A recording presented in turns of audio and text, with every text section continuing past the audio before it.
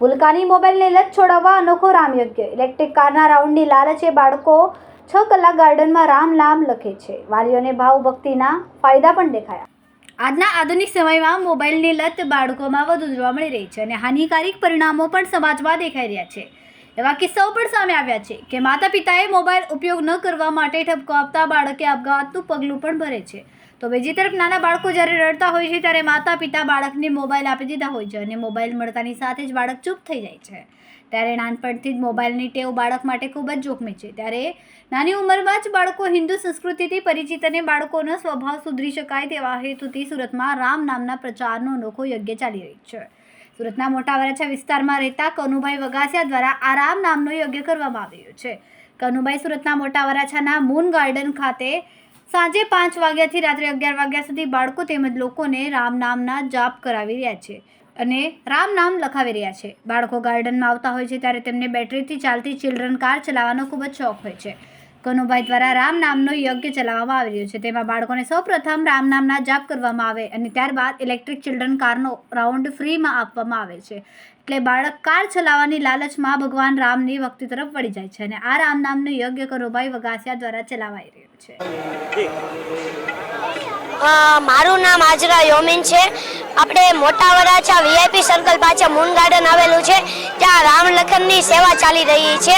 તો અમારો કરવા પાછળનો મુખ્ય ઉદ્દેશ્ય તો એ જ છે કે અહીંયા છે ને નાના બાળકોને અમે સાવ જ ફ્રીમાં ગાડીમાં બેસાડીએ છીએ અને તે નાના બાળકોને ગાડીમાં બેસાડીએ છીએ, પછી તે લોકો રામ રામ લખે છે।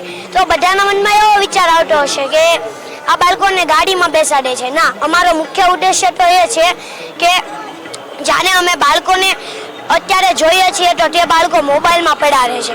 નાના બાળકો રડતા હોય તો મોબાઈલ આપીએ તો શાંત થઈ જાય, જમતા ન હોય મોબાઈલ આપીએ તો જમવા માંડે, તે અમે જોઈ શકતા નથી। એટલે અમારો વિચાર એવો છે કે અમે આખી વિશ્વને અમારા પરિવાર સમાન માનીએ છીએ। એટલે અમે એવું વિચાર્યું કે નાના બાળકો તથા યુવાનીના લોકો બધાને અમે ભગવાનના નામ તરફ એટલે આપણી સંસ્કૃતિ તરફ વાળીએ। એટલે અમે અહીંયા રામલેખનની બુકની સેવા શરૂ કરી અને સાથે નાના બાળકોને ગાડીમાં બેસાડવાનું શરૂ કર્યું। તો શું થાય, નાના બાળકો ગાડીમાં બેસવા આવે, ગાડીમાં બેસે અને ઉતરીને થોડુંક ભગવાનનું નામ લખે અને તે લોકોને બુક ઘરે લખવા લઈ જાય તો ઘરે પણ લઈ જાય। ઘણાના મમ્મી પપ્પા તો ના પાડતા હોય કે બધા બુક નથી લેવી, પણ તેનો બાળક પરાને બુક લે છે, તે અમારા માટે ખૂબ જ સારું છે। અને બાળક સામેથી ભગવાનનું નામ જપે તો તેને આપણે ભગવાનનું નામ તો જપવા જ દેવું જોઈએ, એટલે તે બુક લઈ જાય છે। અને જ્યારે તે બુક દેવા પાછા આવે છે તો તેના મમ્મી પપ્પા અમને કહેતા હોય છે કે અમારું બાળક જ્યારે મોબાઈલ રમતું હતું, ટીવી જોતું હતું, તે સમયમાં ભગવાનનું નામ લખવા મળ્યું। તો તમે ચિંતન કરો કે શું ભગવાનનું નામ લખવું સારું નથી?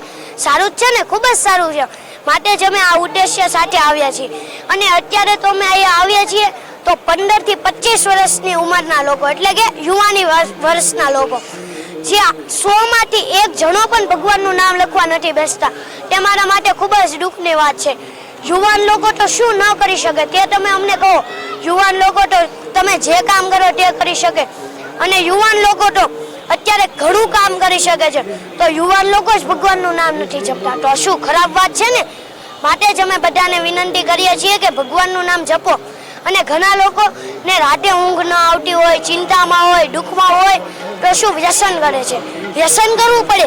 આના માટે તો મારી એટલી જ વિનંતી છે કે થોડુંક ભગવાનનું નામ જપો, તમારી ચિંતા આવતી હશે તે પણ દૂર થઈ જશે, દુઃખ પણ દૂર થઈ જશે અને રાતે નીંદર નહીં આવતી હોય તે પણ દૂર થઈ જશે।